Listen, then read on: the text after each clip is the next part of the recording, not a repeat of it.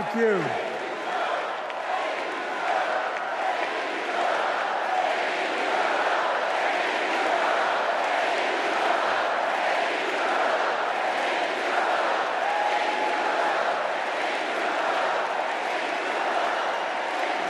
Thank you, thank you, thank you. Thank you. Thank you, Butcher. I tell you what.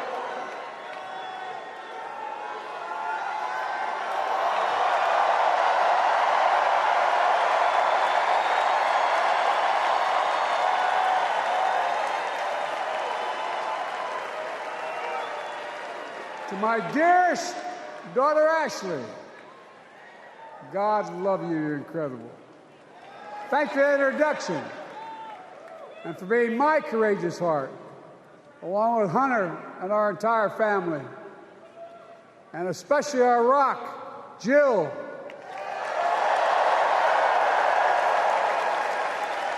Who, as those of you who know us, she still leaves me both breathless and speechless. Everybody knows her. I love her more than she loves me. She walks down the stairs and I still get that going boom, boom, boom. You all will know me. No, I'm not kidding. Let's give a special round of applause to our First Lady, Jill Biden.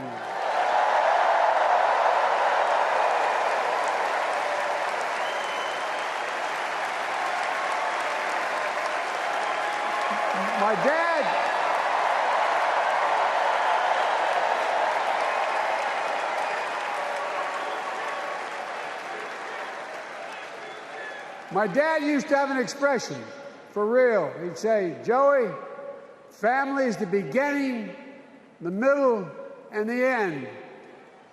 And I love you all. Folks. And America, I love you.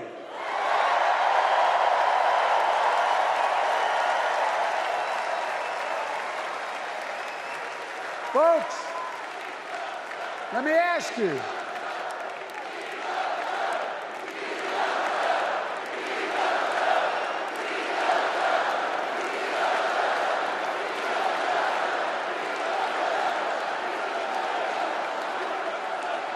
Let me ask you, are you ready to vote for freedom?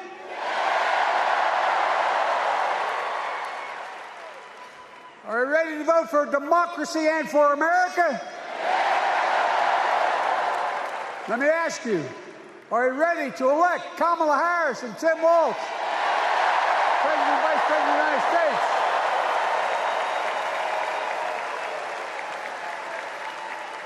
My fellow Democrats, my fellow Americans, nearly 4 years ago, in winter, on the steps of the Capitol, on a cold January day, I raised my right hand and I swore an oath to you and to God to preserve, protect, and defend the Constitution and to faithfully execute the office of the President of the United States. In front of me was the city surrounded by the National Guard. Behind me, a Capitol just 2 weeks before had been overrun by a violent mob.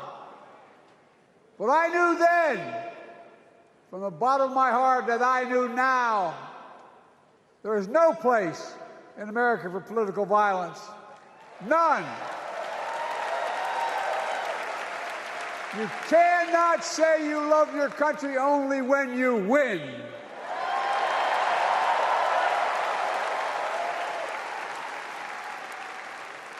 In that moment, I wasn't looking to the past. I was looking to the future. I spoke of the work at hand, the moment we had to meet. It was, as I told you then, a winter of peril and possibility. Of peril and possibility.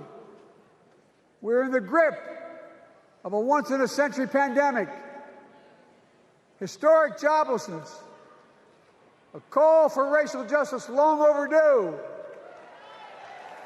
clear and present threats to our very democracy. Thank you.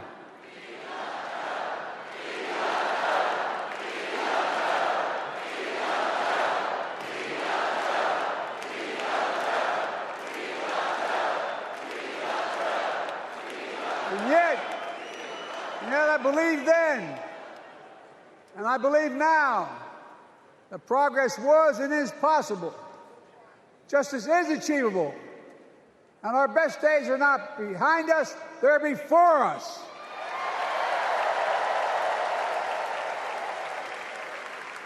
Now it's summer. The winter has passed, and with a grateful heart, I stand before you now on this August night to report that democracy has prevailed.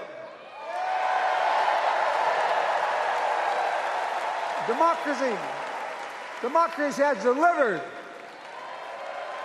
And now democracy must be preserved.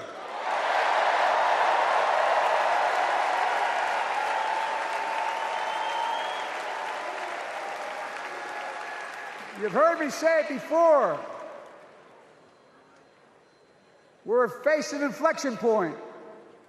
One of those rare moments in history when the decisions we make now will determine the fate of our nation and the world for decades to come. That's not hyperbole, I mean it literally. We're in a battle for the very soul of America. I ran for president in 2020 because of what I saw in Charlottesville in August of 2017. Extremists coming out of the woods, carrying torches, their veins bulging from their necks, carrying Nazi swastikas, and chanting the same exact anti-Semitic bile that was heard in Germany in the early 30s. Neo-Nazis, white supremacists, the Ku Klux Klan, so emboldened by a president then in the White House that they saw as an ally. They didn't even bother to wear their hoods. Hate was on the march in America. Old ghosts and new garments, stirring up the oldest divisions, stoking the oldest fears, giving oxygen to the oldest forces that they long sought to tear apart America. In the process, a young woman was killed. When I contacted her mother, I asked about what happened. She told me. When the president was asked what he thought had happened, Donald Trump said, and I quote, "There are very fine people on both sides. My God." That's what he said. That is what he said and what he meant. That's when I realized, had listened to the admonition of my dead son, I could not stay in the sidelines. So I ran.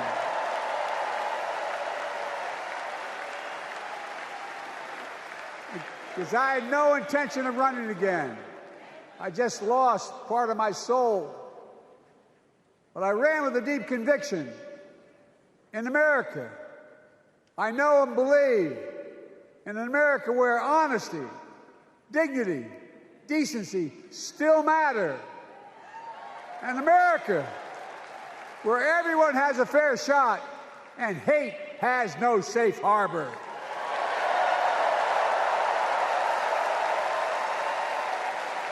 An America where the fundamental creed of this nation, that all of us are created equal, is still very much alive. And a broad coalition of Americans joined with me.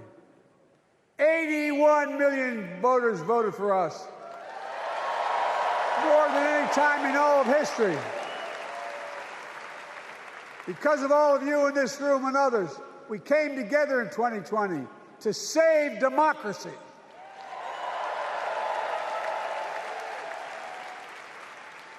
As your president, I've been determined to keep America moving forward, not going back, to stand against hate and violence in all its forms, to be a nation where we not only live with but thrive on diversity, demonizing no one, leaving no one behind, and becoming the nation that we profess to be.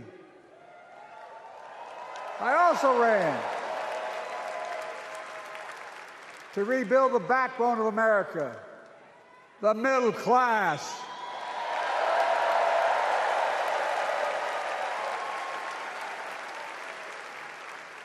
I made a commitment to you that I'd be a president for all Americans, whether you voted for me or not.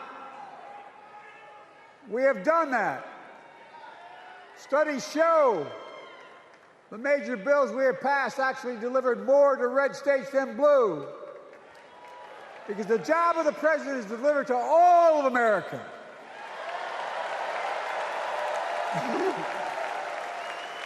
Because of you, and I'm not exaggerating, because of you, we've had one of the most extraordinary 4 years of progress ever, period.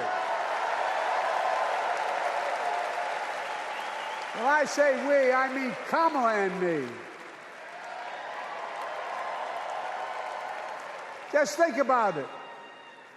COVID no longer controls our lives. We've gone from economic crisis to the strongest economy in the entire world. Record 16 million new jobs. Record small business growth. Record high stock market. Record high 401ks. Wages up and inflation down, way down, and continuing to go down.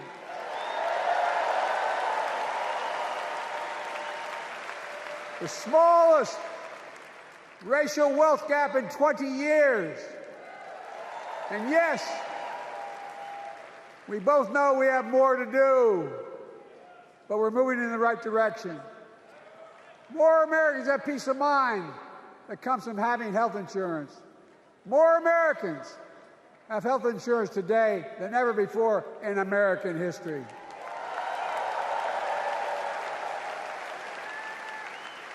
And after, as a young senator beginning to fight for 50 years to give Medicare the power to negotiate lower prescription drug prices, we finally beat Big Pharma.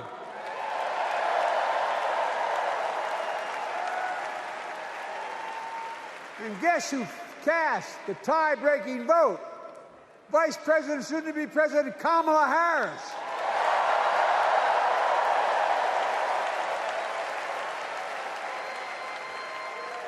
And now it's the law of the land.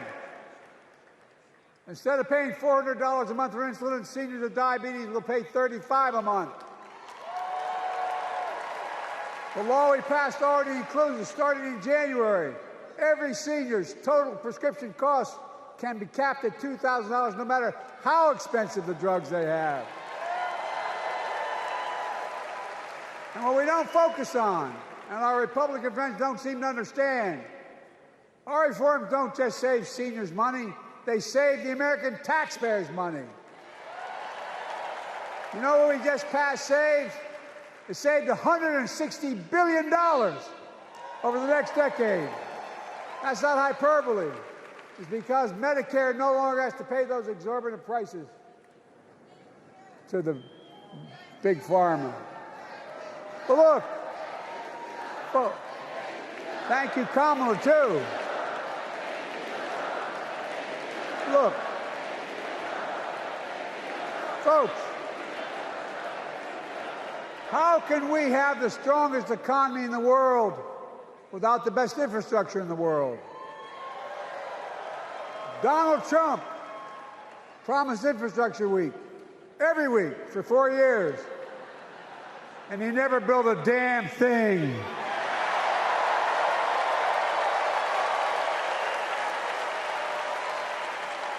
But now, because of what Kamala and I have done, remember we were told we couldn't get it done. Remember when we came into office, we couldn't get anything passed? But right now, we're giving America an infrastructure decade, not week. We're modernizing our roads, our bridges, our ports, our airports, our trains, our buses. removing every lead pipe from schools and homes so every child can drink clean water, providing affordable high-speed internet for every American, no matter where they live, not unlike what Roosevelt did with electricity, and so much more. We are uniting the country.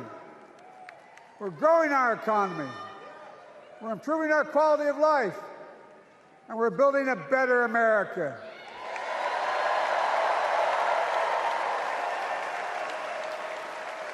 Because that's who we are. How can we be the strongest nation in the world without leading the world in science and technology? After years of importing 90% of our semiconductor chips from abroad, which America invented those chips. Our Chips and Science Act meant that private companies from around the world are now investing literally tens of billions of dollars to build new chip factories right here in America.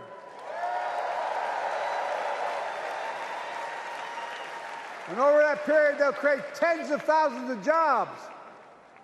And many of those jobs in the so-called fabs, the buildings that make the chips, that's being constructed now.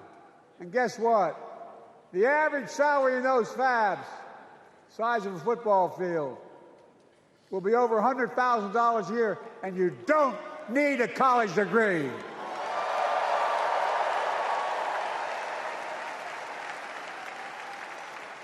Because of you and so many electeds out there, American manufacturing is back. Where the hell to say we wouldn't lead the world in manufacturing? 800,000 new manufacturing jobs.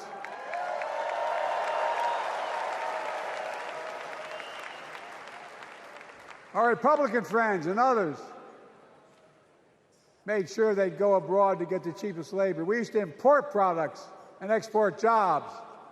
Now we export American products and create American jobs.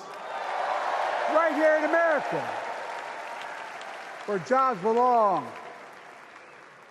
With every new job, with every new factory, pride and hope is being brought back to communities throughout the country that were left behind. You know you're from them, many of you. You know what it's like when that factory closed, where your mother, your father, your grandmother, grandfather worked. And now you're back, providing once again, proving that Wall Street didn't build America, the middle class built America, and unions built the middle class.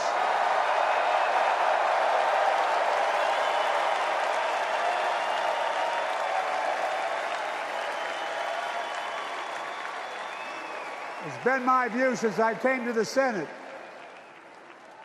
And that's why I'm proud to have been the first president to walk a picket line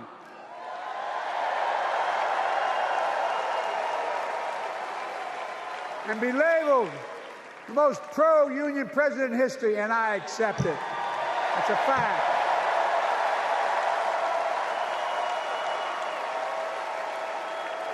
Because when unions do well, we all do well.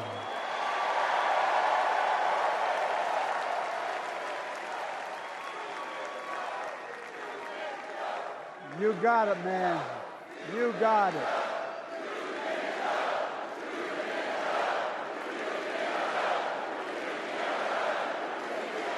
I agree.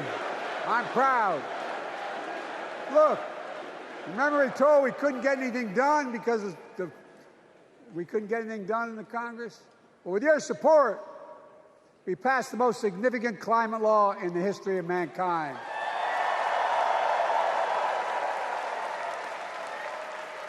Over $370 billion. Cutting carbon emissions in half by 2030. Launching a climate corps, similar to AmeriCorps and Peace Corps, creating tens of thousands of jobs for young people of the future who are going to make sure this continues. Creating hundreds of thousands of jobs in clean energy for American workers, including the IBEW installing 500,000 charging stations all across America. And in the process, reducing carbon emissions And we're seeing it. We're seeing to it that the first beneficiaries of environmental initiatives are those fence-lined communities that have been smothered by the legacy of pollution. Louisiana and Delaware, Route 9, all the factories, all those chemical factories are right next to the poorest neighborhoods. They're the ones we're going to bring back.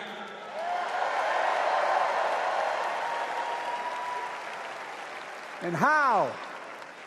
How can we be the greatest nation in the world without the best education system in the world? Donald Trump and the Republican friends, they not only can't think, they can't read very well. Seriously, think about it. Look at their Project 2025. They want to do away with the Department of Education.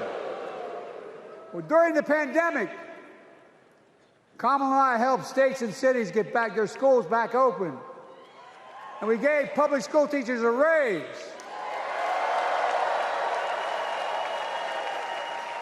We created apprenticeships with businesses and communities, putting students on a path to a good paying job, whether or not they go to college. And by the way, we're making college a hell of a lot more affordable. Increasing Pell Grants by $900. Over $15 billion to HBCUs. Minority service education, including Hispanic institutions and tribal colleges. We kept our commitment to provide more student relief than ever by lifting the burden of helping millions of families so they could get married, start a family, buy a home, and begin to build family wealth and contribute to the community and grow our economy. It's not costing us, it's creating more wealth. We fundamentally transformed how our economy grows, from the middle out and the bottom up, instead of the top down. You know, my dad used to say there wasn't a whole hell of a lot to drop down on my kitchen table at the end of the month. I come from a basic middle-class family, 3-bedroom house, 4 kids, a grandpop living with us, decent neighborhood, but never a penny to spare. And look, that top-down notion never worked. A lot of Democrats didn't think it worked, thought it worked, but it doesn't. And when we did all that, what we've done, everybody can do well. Everybody.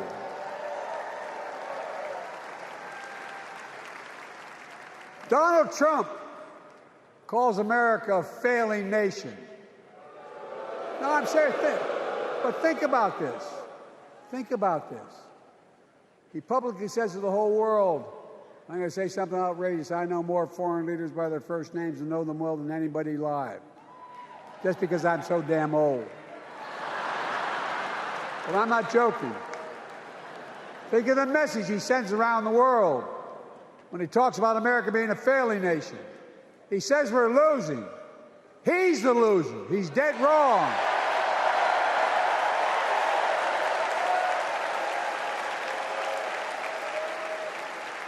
Many of you are very successful people who travel the world. Name me a country in the world that doesn't think we're the leading nation in the world. Without America, not a joke, think about it. I'm being literal. Who could lead the world other than the United States of America? Well, guess what? America's winning, and the world's better off for it. America's more prosperous, and Americans are safer today than they were under Donald Trump. Trump continues to lie about crime in America, like everything else. Guess what? On his watch, the murder rate went up 30%, the biggest increase in history. Meanwhile, we made the largest investment, Kamala and I, in public safety ever. Now, the murder rate is falling faster than any time in history. Violent crime has dropped to the lowest level of more than 50 years. And crime will keep coming down when we put a prosecutor in the Oval Office instead of a convicted felon.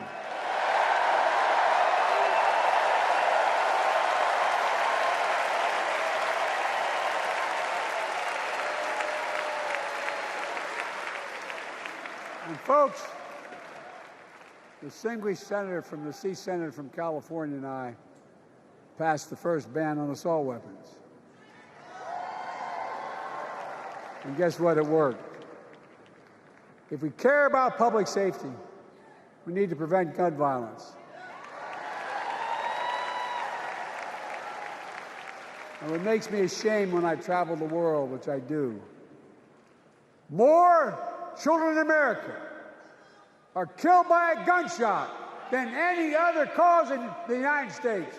More die from a bullet than cancer, accidents, or anything else in the United States of America. My God.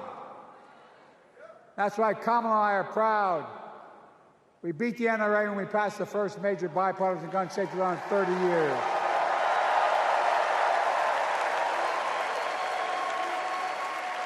I'm serious. That comes from here. And now it's time to ban assault weapons again.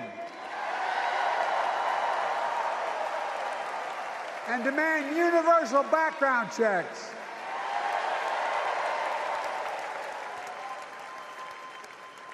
It's hard. I never thought I'd stand before a crowd of Democrats and refer to a president as a liar so many times. No, I'm not trying to be funny. It's sad. Trump continues to lie about the border. Here's what he won't tell you. Trump killed the strongest bipartisan border deal in the history of the United States that we negotiated with the Senate Republicans. It took 4 weeks. Once it passed, and never acknowledged the most expansive border change in American history. He called senators to say, don't support the bipartisan bill, because he said it would help me politically and hurt him politically. My God. No, I'm serious. Think about it. Not a joke. Ask even the press who doesn't like me. They'll tell you that's true. Typically, Trump, once again, putting himself first and America last. Then I had to take executive action. The result of the executive action I took, border encounters have dropped over 50%. In fact, there are fewer border crossings today than when Donald Trump left office. And unlike Trump, we will not demonize immigrants, saying they're the poison of blood of America.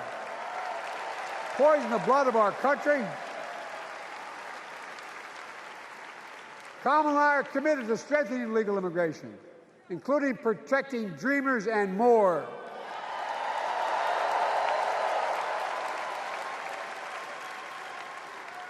And here's what else I believe in. Protecting your freedom to vote, your freedom to love who you love,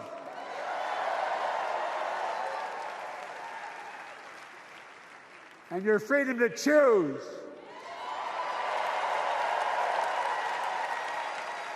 In its decision overturning Roe v. Wade, as you heard earlier tonight, the United States Supreme Court majority wrote the following, quote, women are not without electoral or political power. No kidding. MAGA Republicans found out the power of women in 2022. And Donald Trump is going to find out the power of women in 2024. Watch.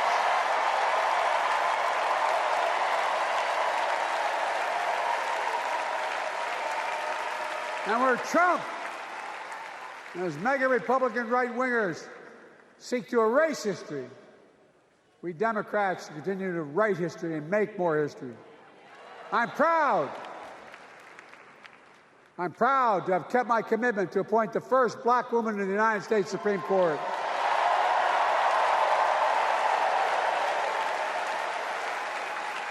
Ketanji Brown Jackson a symbol for every young woman in America that you can do anything. I'm proud that I've kept my commitment to have an administration that looks like America and that taps in to the full talent of our nation. The most diverse cabinet in history, including the first black woman of South Asian descent to serve as vice president. And will soon serve as the 47th president of the United States.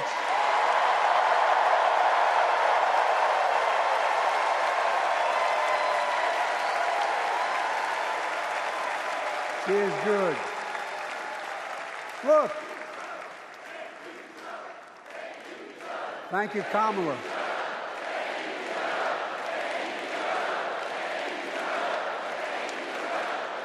Folks, I've long said we have many obligations as a nation, but I got in trouble years ago for saying I'd make no apologies. We have only one truly sacred obligation: to prepare and equip those we send to war and care for them and their families when they come home and when they don't. That's why I'm so proud to have written and signed the PACT Act, one of the most significant laws ever, helping veterans and their families exposed to toxic materials like burn pits in Agent Orange.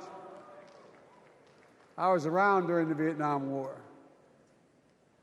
It's hard. Nobody was able to prove that there's illness was a consequence of Agent Orange.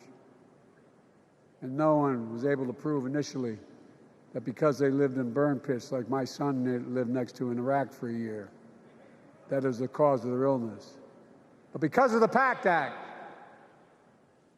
a surviving spouse with 2 children is now eligible for a stipend of about $3,000 a month.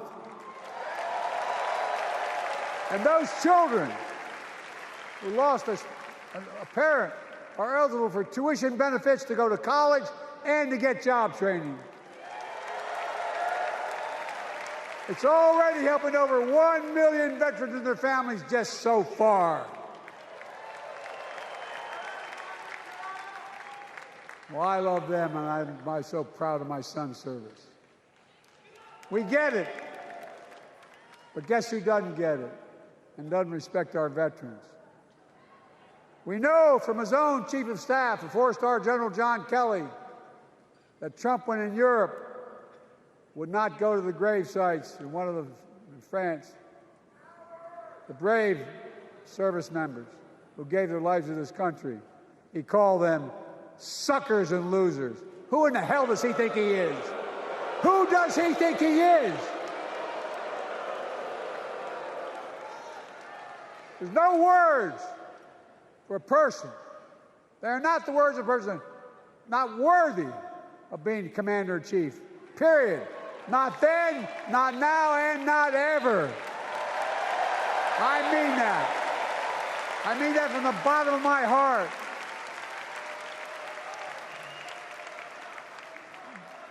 Just as no commander-in-chief should ever bow down to a dictator, the way Trump bows down to Putin. I never have, and I promise you, Kamala Harris will never do it.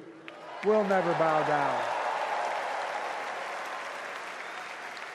When Trump left office, Europe and NATO was in tatters. Not a joke.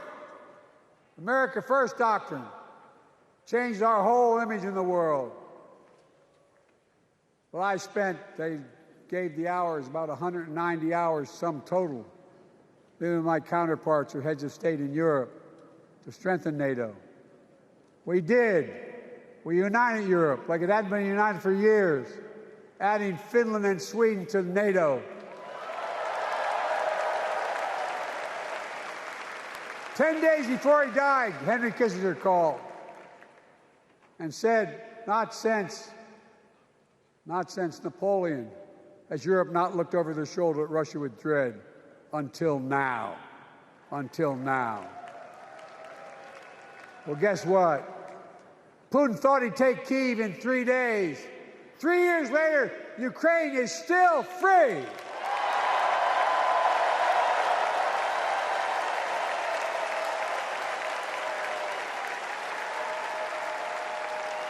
When I came to office, the conventional wisdom was that China would inevitably surpass the United States. They haven't noticed. No one's saying that now.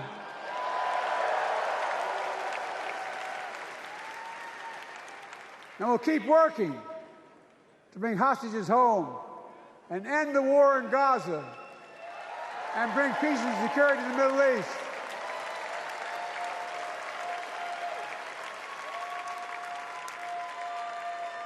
As you know, I wrote a peace treaty for Gaza. A few days ago, I put forward a proposal that brought us closer to doing that than we've done since October 7th. We're working around the clock, my Secretary of State, to prevent a wider war and reunite hostages with their families and surge humanitarian health and food assistance into Gaza now. To end the civilian suffering of the Palestinian people and finally deliver a ceasefire and end this war.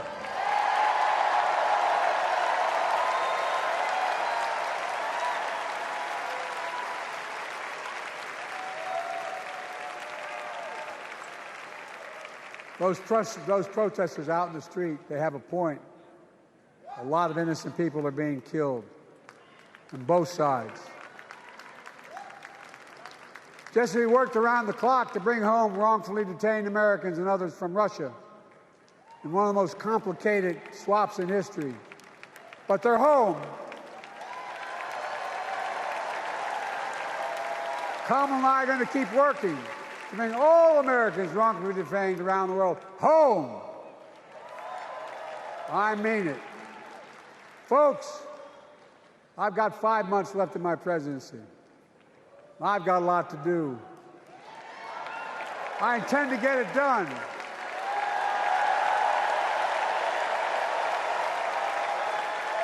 It's been the honor of my lifetime to serve as your president.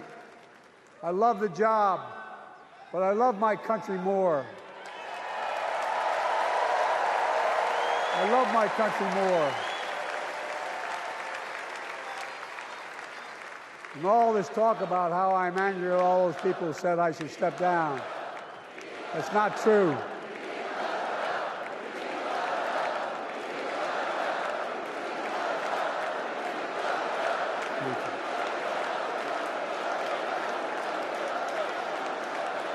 I love my country more, and we need to preserve our democracy. In 2024, we need you to vote. We need you to keep the Senate. We need you to win back the House of Representatives. And above all, we need you to beat Donald Trump.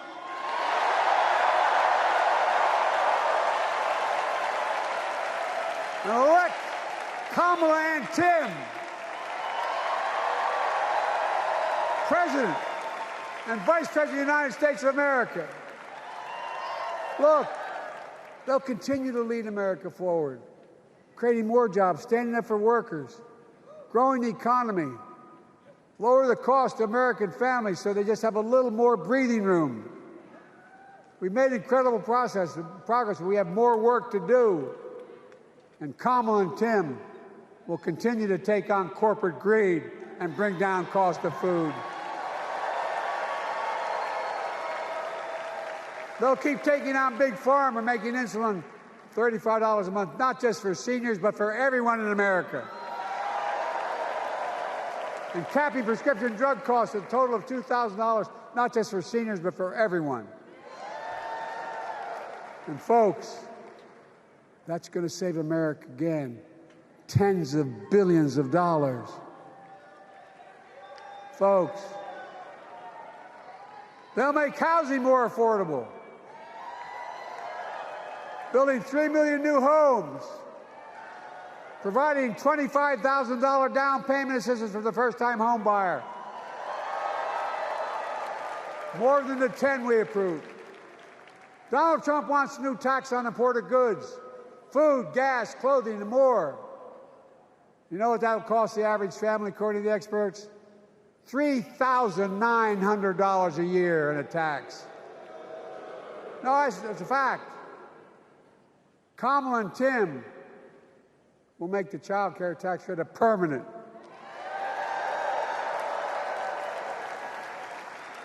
Lifting millions of children out of poverty and helping millions of families get ahead. But you know what Trump has? He created the largest debt any president had in 4 years with his $2 trillion tax cut for the wealthy. Well, Trump has a new plan. He wants to provide a $5 billion tax cut for corporations and the very wealthy. Read it. Put us further in debt. And folks, you know we have 1,000 billionaires in America. You know what their average tax rate they pay? 8.2%. If we just increased our taxes, we proposed to 25%, which isn't the highest tax rate even, it would raise $500 billion new dollars over 10 years. They'd still be very wealthy. Look,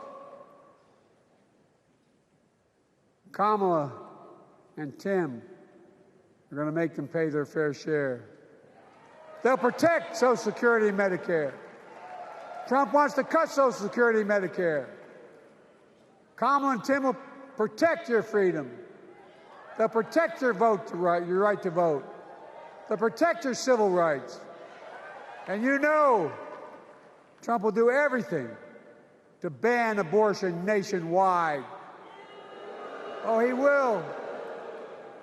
You know, Kamala and Tim will do everything they possibly can. That's why you have to elect a Senate and a House to restore Roe v. Wade.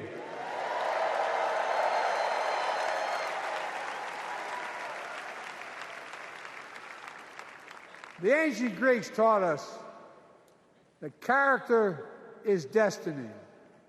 Character is destiny. For me and Jill, we know Kamala and Doug are people of character. It's been our honor to serve alongside them. And we know that Tim and Gwen Walz are also people of great character. Selecting Kamala was the very first decision I made when I became our nominee. And it was the best decision I made my whole career.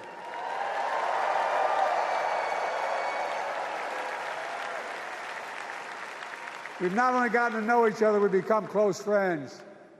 She's tough, she's experienced, and she has enormous integrity, enormous integrity. Her story represents the best American story. And like many of our best presidents, she was also vice president. That's a joke.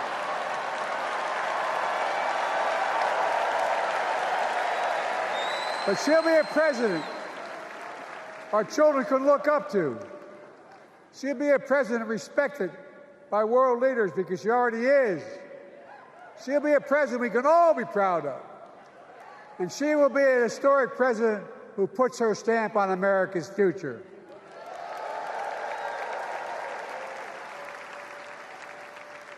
This will be the first presidential election since January 6th. On that day, we almost lost everything about who we are as a country. And that threat, this is not hyperbole, that threat is still very much alive. Donald Trump says he will refuse to accept the election result if he loses again. Think about that. He means it. Think about that. He's promising a bloodbath if he loses, in his words. And that he'll be a dictator on day one, in his own words. By the way, this sucker means it. No, I'm not joking. Think about it.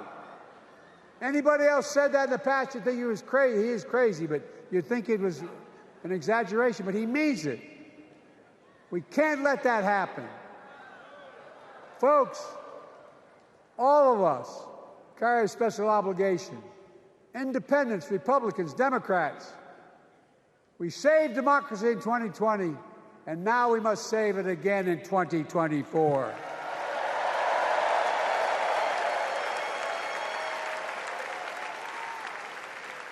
The vote of each of us cast this year will determine whether democracy and freedom will prevail. It's that simple. It's that serious. And the power is literally in your hands. History is in your hands. Not hyperbole. It's in your hands. America's future is in your hands.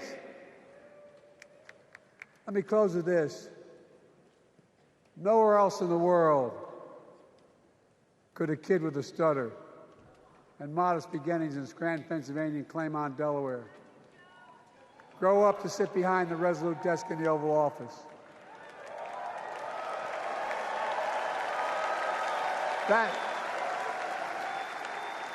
That's because America is and always has been a nation of possibilities.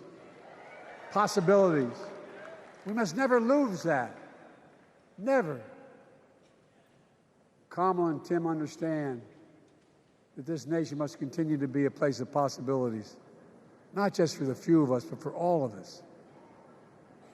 So join me in promising your whole heart to this effort, and where my heart will be. I promise I'll be the best volunteer Harrison Walsh has Camden ever seen.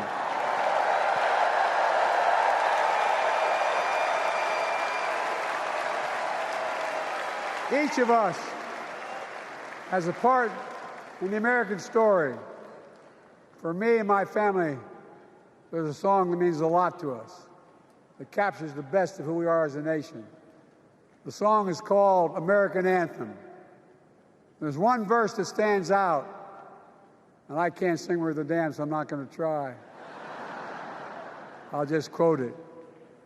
The work and prayers of centuries have brought us to this day. What shall our legacy be? What will our children say? Let me know in my heart, when my days are through, America, America, I gave my best to you.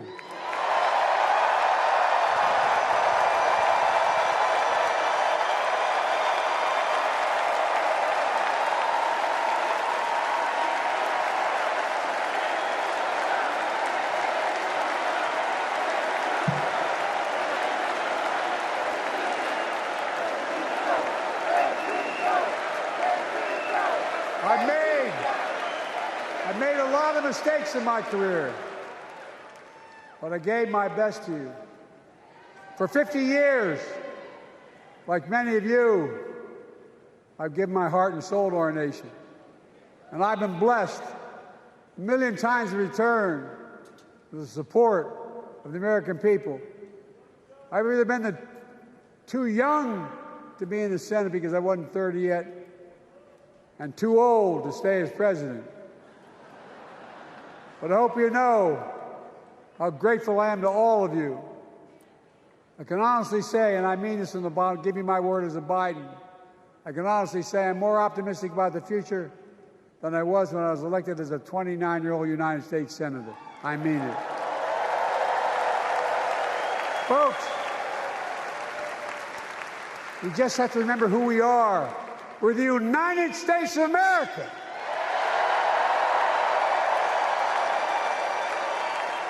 And there's nothing we cannot do when we do it together. God bless you all, and may God protect our troops.